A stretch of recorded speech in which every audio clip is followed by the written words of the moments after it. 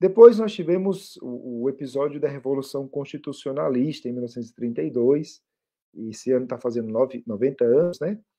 E foi uma guerra civil que aconteceu no Brasil, de brasileiro contra brasileiro, né?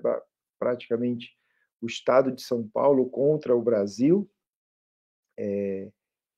E aí, essa guerra, ela foi adentrando no estado de São Paulo e ela chegou aqui na nossa região.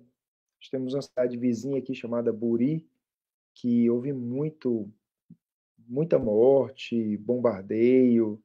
Itararé, a cidade foi bombardeada também, a igreja foi bombardeada na sua torre.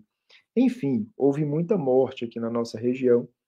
E os exércitos chegaram em São Miguel Arcanjo, né, em caminhos diferentes, e montaram aqui uma trincheira de combate, numa região, num bairro rural aqui nosso, chamado Turvo da Lagoa.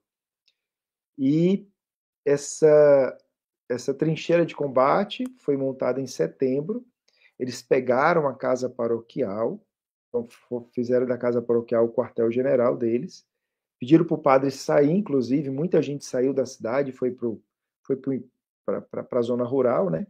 Deixou a área urbana, e o padre disse que não podia sair da cidade porque se aproximava a festa de São Miguel Arcanjo, ele precisava rezar para o seu povo.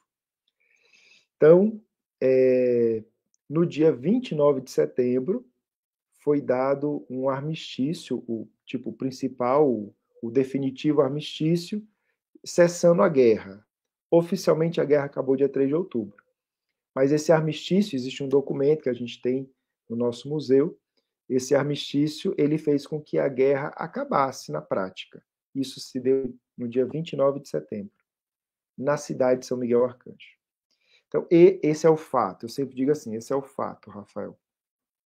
E como você é um doutor em teologia, um homem estudioso, você sabe que primeiro existe o fato, esse fato passa a fazer parte do coração do povo, e depois aquele fato se torna um texto bíblico, assim que a Bíblia foi escrita.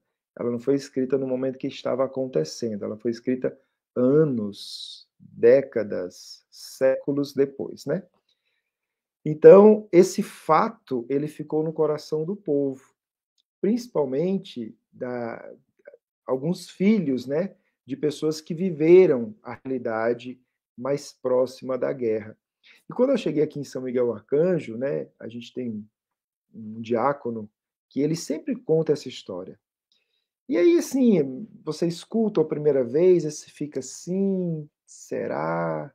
Mas não está registrado no livro do tombo. E aí depois você vai percebendo os sinais, vai percebendo os sinais, vai percebendo que tem fundo de verdade, vai ampliando a pesquisa. E aí eu entendi que existia uma verdade própria do sentimento dos fiéis naquilo que estava sendo contado. E eu decidi tornar essa história um livro. Qual é a história?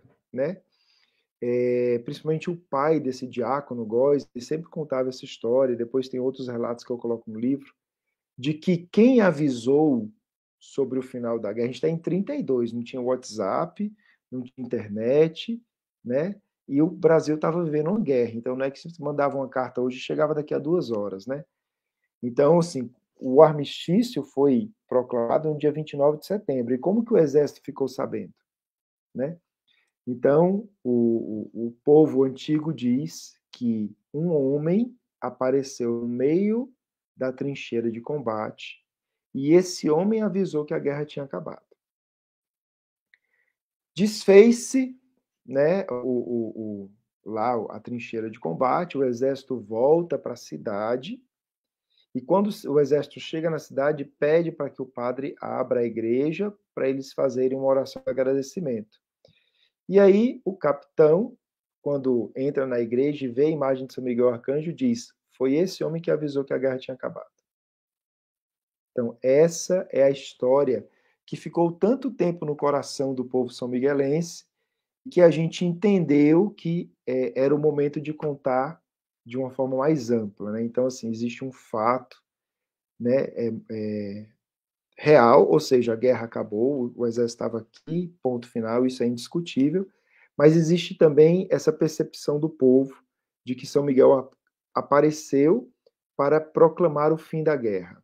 É muito significativo, eu considero assim, eu digo que mesmo que São Miguel não tivesse aparecido, eu acho muito significativo uma guerra acabar no dia de São Miguel Arcanjo, na cidade de São Miguel Arcanjo. Eu acho, isso para mim já é extremamente significativo, né?